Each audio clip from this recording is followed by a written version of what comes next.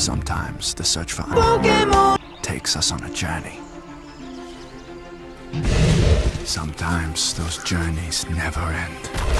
With Odor Blocker, Old Spice's most powerful antiperspirant, I escaped Sweat's curfew on my body, and I was free to break down barriers between man and beast. But how do you measure success if you're doing something that's never been done? And how do you respond to a question that's never been questioned? Good question.